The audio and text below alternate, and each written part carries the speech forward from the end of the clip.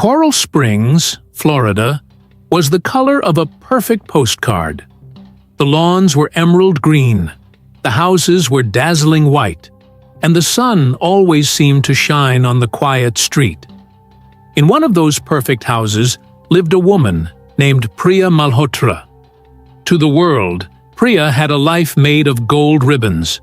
She was a supermom to her two wonderful kids, Isha, who was 12 and loved solving puzzles, and Karan, who was 9 and loved making mud pies. Her husband, Rohit, was a brilliant heart doctor who helped people every day. Priya was the calm, smiling center of their beautiful world. But inside, behind her kind smile, Priya felt a little bit like a glass doll. Beautiful to look at, but empty inside. Her husband, Rohit, loved her very much, but his job as a heart doctor was huge. He spent long hours at the hospital, saving lives. When he came home, he was exhausted. He would smile, kiss the children goodnight, and fall asleep, leaving Priya alone in the big, beautiful, silent house. Priya's life became a long, quiet routine, cooking the perfect dinner, folding the perfect clothes, and trying to keep the perfect lawn. She felt like she was trapped behind an invisible wall, just watching the world go by.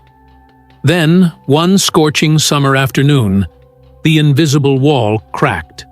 Their backyard fence, which separated their perfect yard from the house next door, had a terrible crack in it. Priya was trying to tape it up with colorful duct tape when the door next door opened. Out stepped Aiden Walker. Aiden was the neighbor's son, home from college for the summer. He was tall, with sunshine yellow hair and a smile that seemed too bright. He was 21, which felt ancient to Aisha and Karen, but just young enough to make Priya feel less like a tired mother and more like, well, just Priya. "Mrs. Malhotra," Aiden said, his voice easy and friendly. "Let me fix that for you. Duct tape won't hold against a Florida storm." He was strong and focused. He brought his own tools and fixed the fence perfectly, making it strong and clean again. Priya felt a rush of gratitude. Someone was finally fixing something in her life. She brought him a tall glass of ice-cold lemonade and offered a simple, thankful smile. But when their eyes met, something sparked. It wasn't a grown-up spark of romance. It was a sudden, dangerous recognition. Aiden saw the loneliness in Priya's eyes, and Priya saw a vibrant life she was missing. From that day on, the invisible wall that kept Priya safe started to crumble. Piece by piece, she began seeing Aiden everywhere. It started small. He was checking his mailbox when she was getting the paper. He was watering his mom's flowers when she was trimming her bushes. They would talk about simple things: the heat, the school summer break, the best kind of fertilizer. But soon, the small talks turned into longer, secretive meetings. One afternoon, Aiden told her about his life at college, about his worries, his hopes, and his dreams. He talked to her as if she were a friend, not just a neighbor. And Priya talked back, sharing her own small worries about feeling invisible and tired. It was a secret friendship. It felt reckless, exciting, and absolutely forbidden. It was forbidden because it was taking up all the time and emotional energy she should have been saving for her family. By late June, their secret had a hiding place: the small, dusty guest house behind the Malhotras' pool. Rohit was never home in the afternoon. Aiden would sneak over to the guest house every day. They didn't do anything wrong, but they spent hours talking and laughing. It was a secret world built just for the two of them. Priya told herself, "It's just for the summer. Just a small distraction to make me feel alive." But Aiden didn't see it as a distraction. He thought this amazing, kind woman who gave him all her attention was his. He started sending her texts late at night, saying things like, "You are the only person who sees the real me. We should be together all the time." Priya began to panic. This wasn't a friendship anymore. Aiden wanted to take her away from her life, from her children. The fun was over. The excitement had turned into a cold knot of dread. Priya knew if her family, or her community, found out about the long, secret hours in the guest house, the scandal would destroy everything she had built. The perfect life was hanging by a thread, and the secret friend was starting to pull it tight. The secret of the guest house started to leave tiny, sharp clues around the perfect house, clues that only the very observant could spot. Isha Malhotra, Priya's 12-year-old daughter, was one of the very observant people.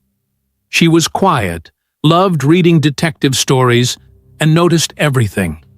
She saw the new sparkle in her mother's eyes when she came back from the backyard in the late afternoon. She noticed the way her mom's phone was suddenly never left on the kitchen counter, but was always gripped tightly in her hand. Aisha didn't know the word affair, but she knew the word secret. And secrets, she knew, were dangerous. She also started noticing Aiden. He wasn't just fixing the fence anymore, he was always around. He would wave at her mother with a grin that was too wide, and sometimes he would stare at their house for a long time, like he was waiting for something important. Isha started a list in her mind. Mom is jumpy when her phone vibrates. The guest house door, which is usually locked, is often a tiny bit ajar after 4 p.m. Aiden is always watching, but the person who truly saw the change was Rohit. He noticed the distance. Priya, who used to wait up for him, now just pretended to be asleep when he came home late. Her smiles felt strained, like they were made of plastic. When he asked her about her day, her answers were too fast, too simple. Rohit tried to tell himself it was just stress, but the tiny voice of doubt started whispering in his mind. Then, one Tuesday evening, Rohit was throwing a load of clothes into the washing machine. He picked up one of Priya's silky nightgowns and shook it out. Something small, hard, and metallic dropped to the floor with a soft clink. Rohit knelt down. It was a beautiful, slender gold bracelet. It looked expensive and new, but that wasn't what made his hands tremble.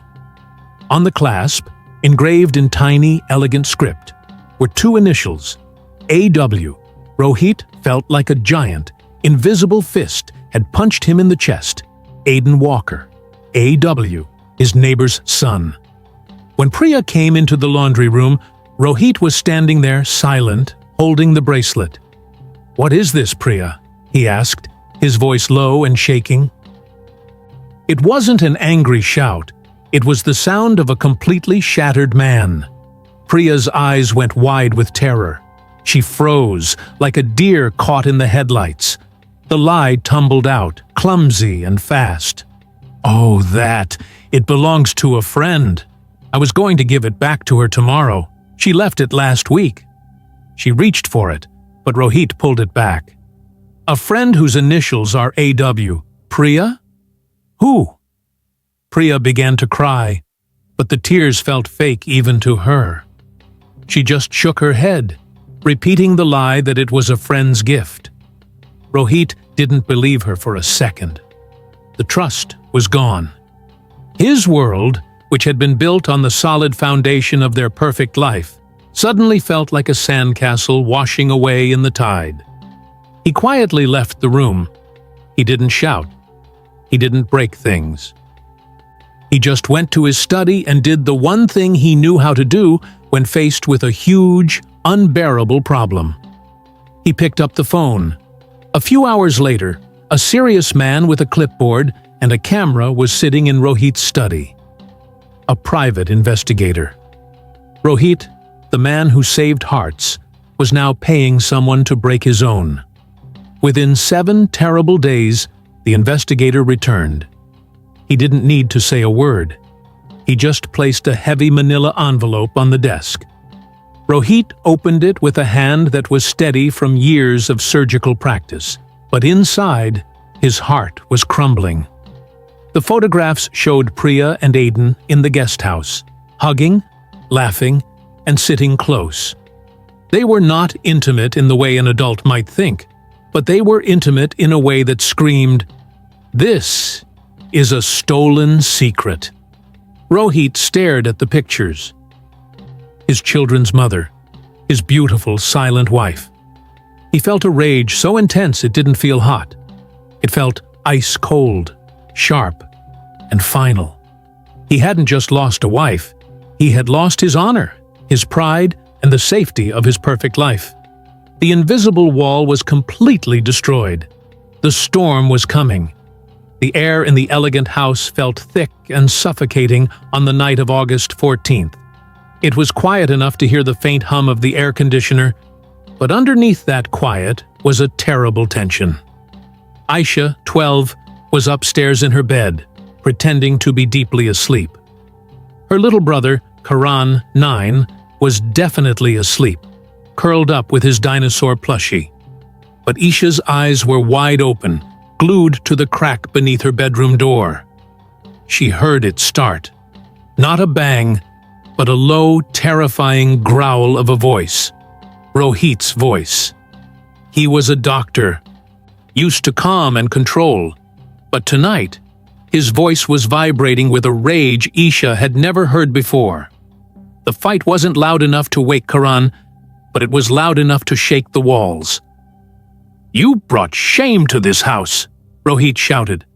The words were heavy, like stones dropping on the marble floor below. "You destroyed everything we built." Isha squeezed her eyes shut, wishing she could disappear. She could hear her mother, Priya, sobbing, the sound broken and desperate. "It was nothing, Rohit. It was a mistake. It was just a distraction, I swear," Priya begged. Isha didn't know what they were talking about, but she knew the beautiful bubble of her family was bursting. A heavy silence followed, then the sound of a door slamming, Rohit's study door. He was locking himself away, perhaps staring at those terrible photographs he'd hidden. Priya stayed downstairs, crying silently on the kitchen island stool. She knew the secret friendship with Aiden was over. It had turned sour and dangerous. She finally picked up her phone.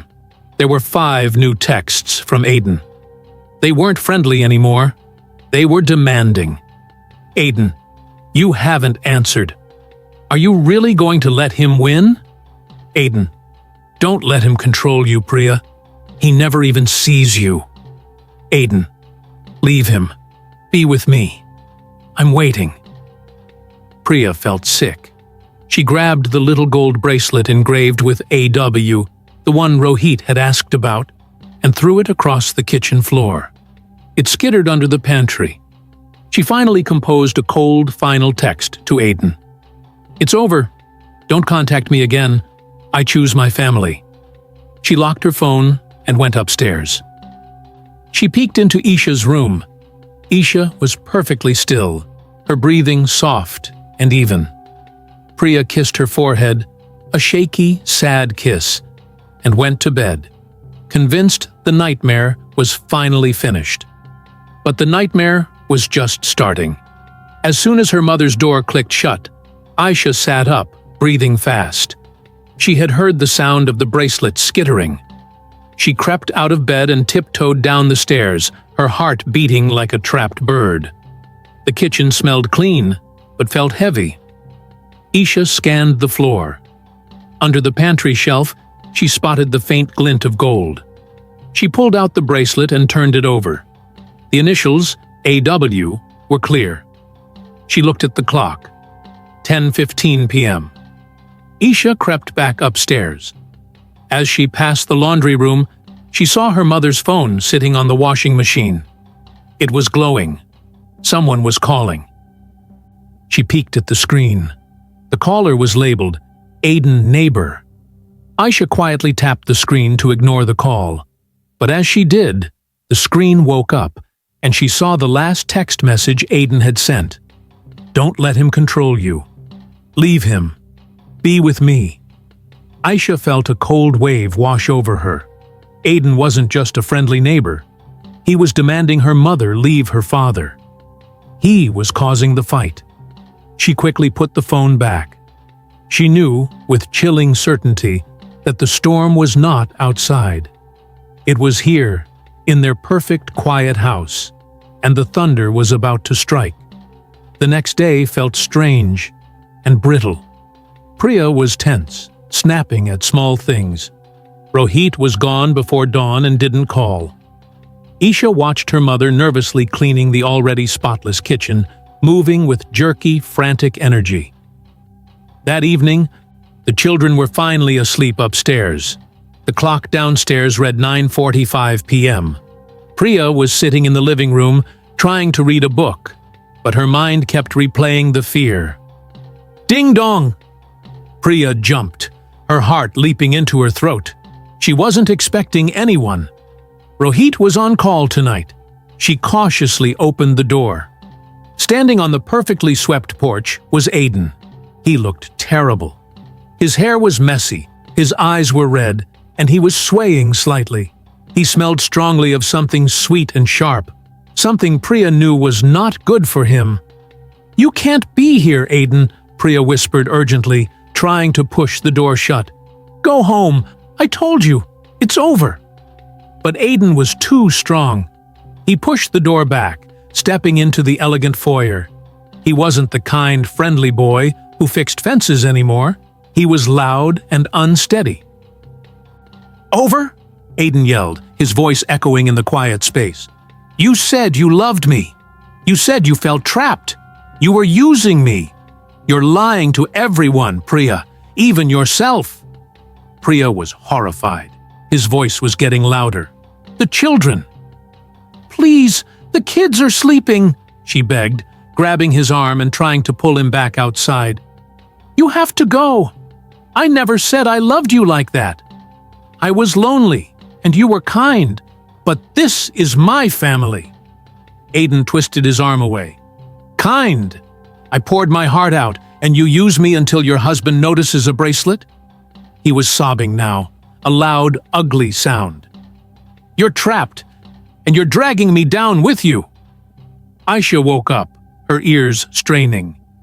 She heard the loud, angry voices downstairs. She crept out of bed and sat by her door, listening. Aiden grabbed Priya's wrist, his grip surprisingly painful and hard. "You will leave him! You won't abandon me! You belong with me!" Priya screamed. It wasn't a shout of anger, but a pure, raw scream of fear. She pushed him away with all her strength, fighting the sudden panic of a grown-up grabbing her like that. Aiden stumbled backward. His head flew up and hit the sharp, hard corner of the marble counter in the foyer, the one Priya was so proud of. Thump! It wasn't a loud noise, but it was final.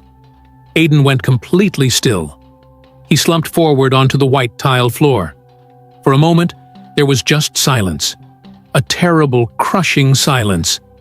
Then, a slow, dark shadow began to spread beneath his head, staining the beautiful white marble.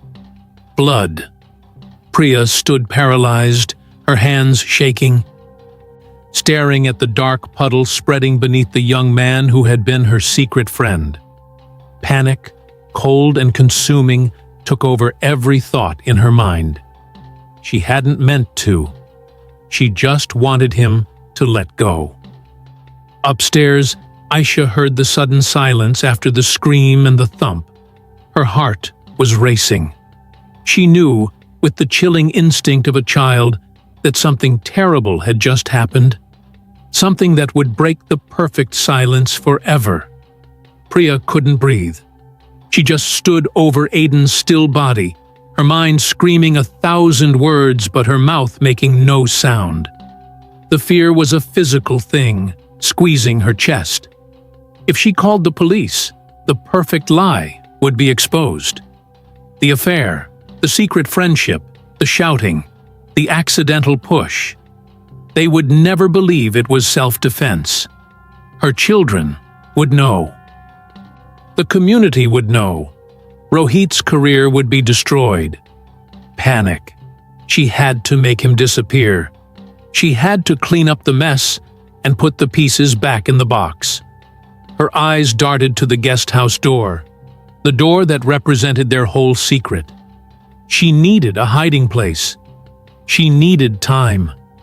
Priya, moving in a haze of pure adrenaline, dragged Aiden's body backward, across the white tile and into the garage. The dark smear of blood trailed behind them, a terrible track on the clean floor. She ran to the laundry room, grabbed a pile of white bed sheets, the ones she'd taken from the guest house earlier that week, and raced back. She wrapped Aiden's body tightly, trying to hide the terrible stillness. Upstairs, Aisha couldn't stay still. The silence was worse than the shouting. She had to know. She tiptoed out of her room and slowly descended the main staircase, hugging the wall.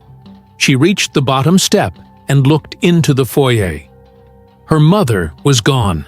The front door was ajar, and on the beautiful white marble floor, near the counter, was a terrifying stain. It was dark, wet, and smelled metallic. Priya had used a towel and tried to wipe it, but the stain was still there, spreading slightly. Isha didn't need to be told what it was. Her stomach lurched. She saw the streak leading toward the garage. She froze. Fear pinned her to the spot. Her mother was capable of cleaning, of cooking, of caring, but not this. Not violence. Just then, she heard the heavy, rhythmic scraping sound of something being moved in the garage. Isha's mind screamed, "Run!" She turned and flew back up the stairs. Quieter and faster than she had ever moved in her life. She slipped into her room, pulled the covers over her head, and pressed her face into her pillow. She didn't dare breathe for what felt like 10 minutes. She tried to rationalize it. Maybe Mom spilled red paint? Maybe it was wine?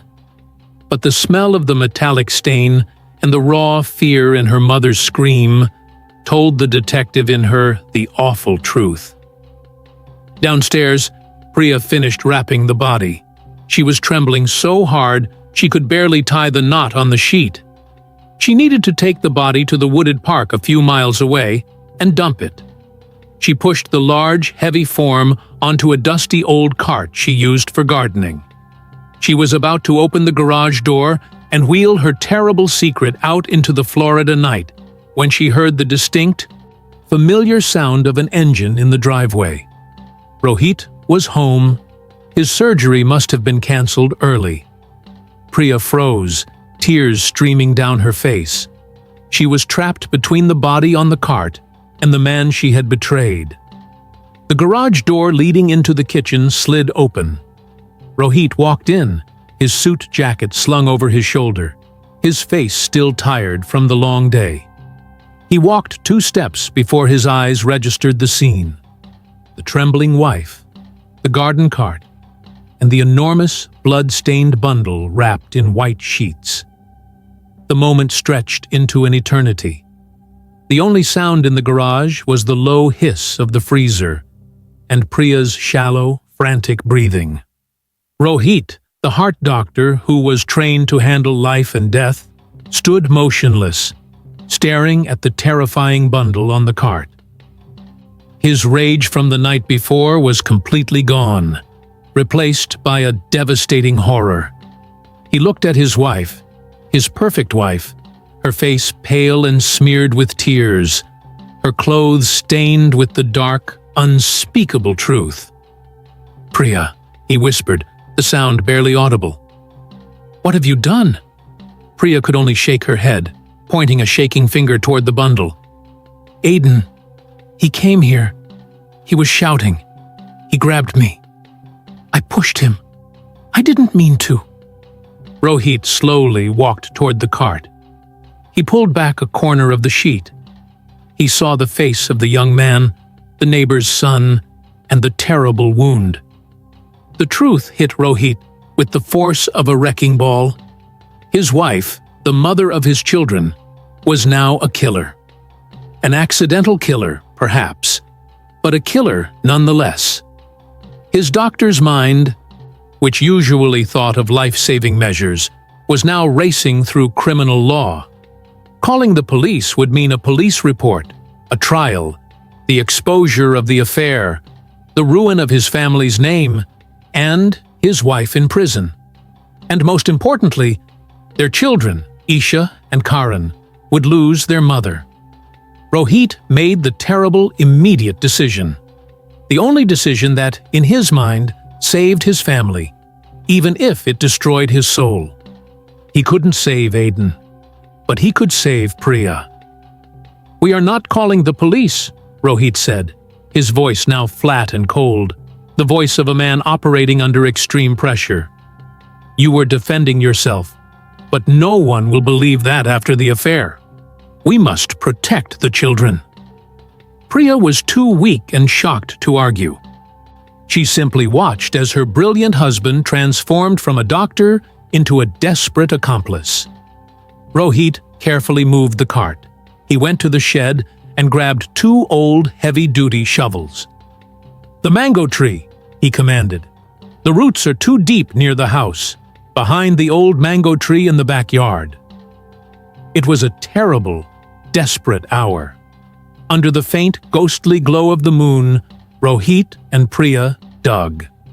The earth was hard and resistant, but they pushed through, driven by the cold, sick feeling of survival.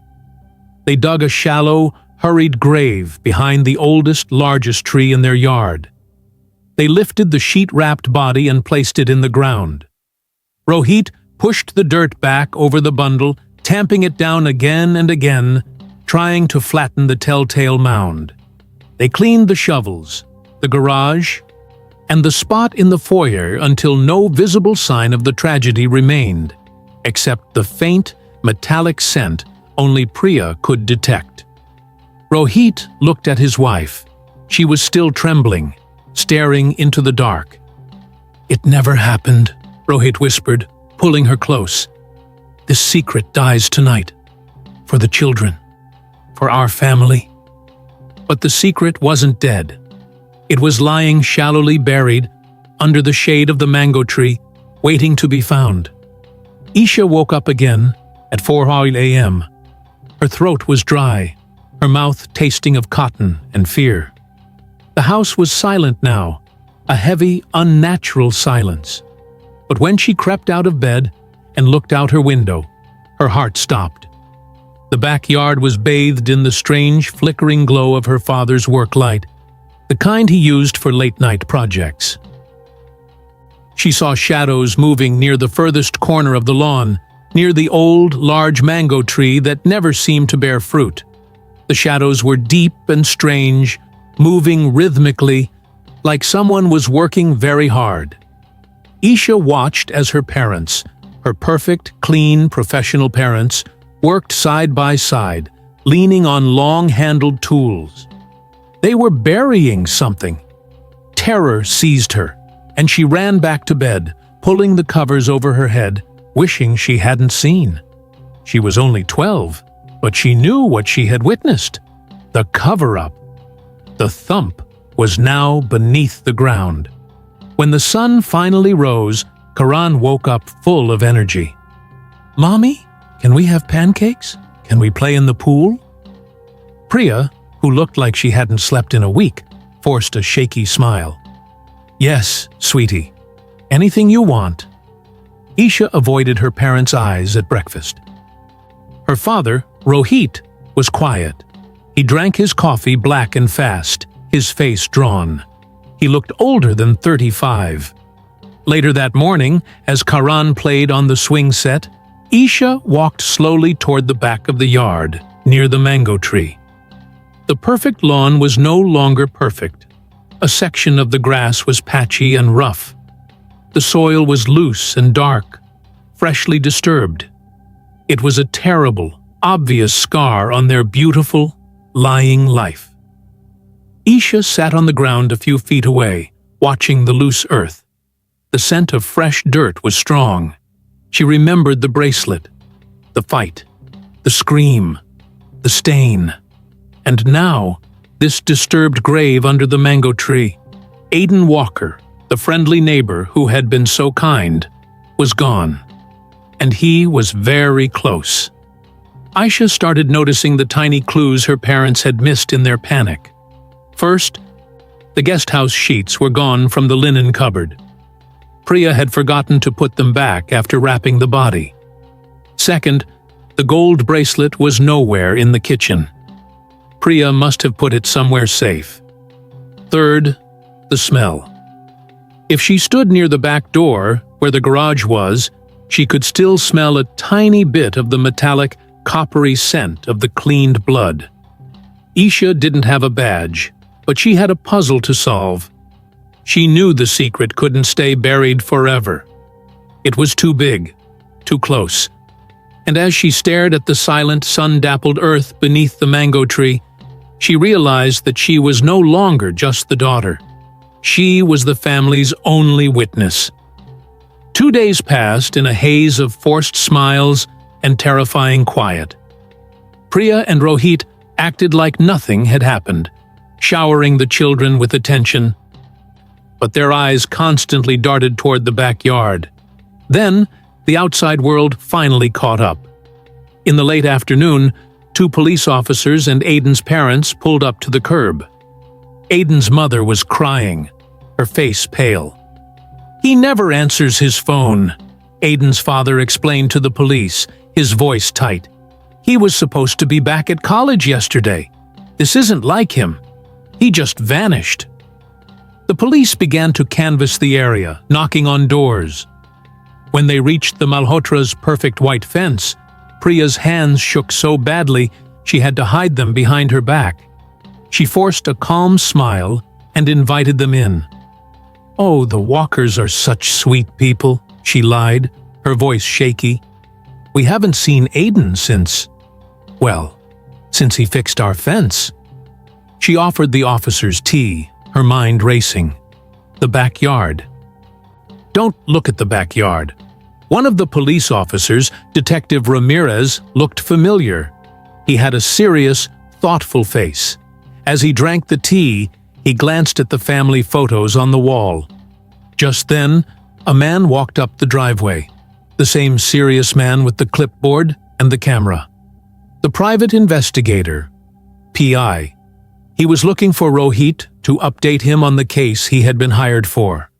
The case of Priya's affair. The PI saw Detective Ramirez and hesitated. Ramirez recognized the PI instantly. "Mr. Jones," Ramirez said coolly, "what brings you to Coral Springs?" The PI was in a tight spot. He couldn't lie to a police officer. He knew a missing person case was serious. He sighed, looking at Priya's pale, frightened face. "Detective," the PI began, speaking softly so Priya couldn't hear. "I was hired by Mr. Malhotra 2 weeks ago to investigate his wife. I have photographs showing Mrs. Malhotra spending long, secret afternoons with the missing person, Aiden Walker, in their guest house." Ramirez's eyes went sharp. He looked from the PI to the overly anxious Priya. Within 2 terrible hours, the full story was laid out. The affair, the tension, the confrontation, and the last sightings of Aiden near the Malhotra house. While the police were getting the warrant to search the property, Aisha was busy. The sight of the police and the horrified faces of Aiden's parents had pushed her past fear into action. She went straight to her father's study. She knew he kept his most important documents hidden. She looked behind the loose book on the shelf and found a small, locked metal box. Aisha was smart. She knew her father's birthday, 8/1/1980. She typed the numbers into the simple combination lock. Click. Inside the box, she found 3 things: the crumpled, terrible photographs of her mother and Aiden in the guest house, the business card for the private investigator, the gold bracelet with the initials AW. Isha stared at the bracelet, her heart aching. the beautiful bracelet her mother had lied about. It was the proof. It was the connection between the missing boy and the secret buried in their backyard. She sat on the floor, putting the puzzle pieces together, just like in her favorite detective novel. Aiden and Mom were meeting in secret, photos. Dad found out and hired a PI, Card. They fought that night. Isha heard it. Aiden came back. Isha saw the text. The scream, the thump, the blood. Isha heard and saw the stain. The digging. Isha saw the shadows. The bracelet was hidden by Dad. She found it here. It wasn't just Mom who was guilty. Dad was in on the secret too. He had found the blood, and instead of calling the police to save his wife from a horrible mistake, he had helped her bury the consequences. He had tried to protect her, but in doing so, he had sealed both their fates. Isha carefully put everything back, except the bracelet, which she slipped into her pocket. She went and found her little brother, Karan. Karan was playing silently with his toys, completely unaware of the police cars pulling into the driveway. "Karan," Aisha said, her voice serious. "I need you to promise me something. If the police ask you about the backyard, you tell them Mom was planting a new rose bush the other night, okay?" Karan, confused but trusting, nodded. "A rose bush, sure. What color?" "Red, Karan. A beautiful, deep red." Isha forced a watery smile. She knew she was telling a lie, just like her parents had. But she was protecting her little brother. She was protecting him from the awful, ugly truth that was about to be dug up. The police arrived with their tools. The perfect lawn was cordoned off with yellow tape. The search wasn't for a missing person anymore. It was for a body. The sight of the crime scene van and the officers in their heavy boots was too much for the neighborhood. Neighbors peered out their windows, shocked. Isha and Karan were kept inside the living room, watching the destruction of their beautiful world through the glass door. The police started digging in the exact spot the PI had identified as the most disturbed area of the yard, right behind the towering, silent mango tree. The sounds were horrifying. The scrape of shovels against the earth, the heavy thud of dirt hitting the plastic tarp, and the tense silence from the officers. Priya and Rohit were kept separate, sitting in the kitchen. Their silence was worse than any shouting. They knew their secret had come to the surface. Aisha held Karan's hand tightly. Karan didn't understand why the kind men were ruining their grass. He started to cry softly. "Isha, why are they digging up the rose bush?" he whispered, confused. "It's okay, Karan," Isha whispered back, tears blurring her vision. "They have to see it before they can fix it." After what felt like 100 years, one of the officers called out, his voice sharp and loud. "We have something!" The scraping stopped. Silence descended again, heavy and complete. The officers worked carefully, brushing away the last layer of soil. They found it, the white sheets, stained brown with earth and age. They carefully unwrapped the bundle and confirmed the terrible truth. Aiden Walker was home. Aisha watched as the officers gently lifted the body. Her mother screamed, a primal sound of pain and despair that shattered the silence of the house. Rohit didn't look up, his head bowed, the shame and guilt crushing him. The police came inside immediately. Detective Ramirez placed his hand gently on Isha's shoulder. "I'm sorry, Isha," he said quietly. "Your parents are going to have to come with us now." Priya was led out first, her legs shaking, stumbling over the threshold of the perfect house. She looked at Isha, and in that moment, Isha saw the pure, devastating love of a mother who had lost everything. "I love you, my angel," Priya whispered brokenly, before she was put into the back of the police car. Rohit followed, his face empty. He was charged not with the killing, but with being an accomplice, for burying the body and the truth. Isha and Karen stood alone in the perfect house, its lawn scarred and its silence broken forever. The trial was a whirlwind of noise and flashing lights. News cameras camped outside the courthouse, telling the tragic story of the perfect Indian family that hid a secret behind a white picket fence. Isha and Karen stayed with their aunt and uncle, watching their parents' faces on the small television screen. The lawyers argued fiercely. Priya's lawyer showed the frantic texts from Aiden and pleaded that it was self-defense. Priya pushed him because she was afraid he would hurt her or wake the children. The accidental death during a struggle.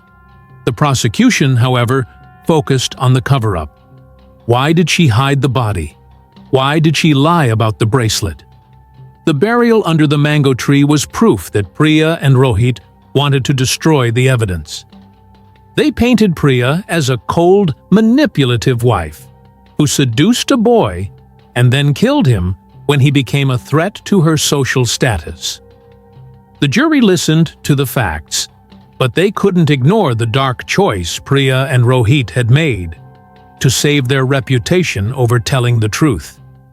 The verdict was read out in a tense, silent courtroom. Priya Malhotra was found guilty of manslaughter and sentenced to 25 years in prison.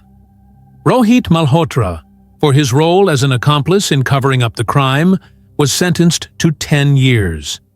The perfect couple was exposed as liars and broken people. The whole Indian community in Florida was stunned by the ruin of the family they had admired. Aisha, sitting in the courtroom, wasn't thinking about the law. She was thinking about the truth. She finally understood the final, terrible piece of the puzzle: loneliness. Her mother wasn't evil. Her mother was desperately lonely, and she had sought a fleeting moment of connection with Aiden, who was also lonely. The secret friendship grew too fast, became too demanding, and ended in a push that cost a life.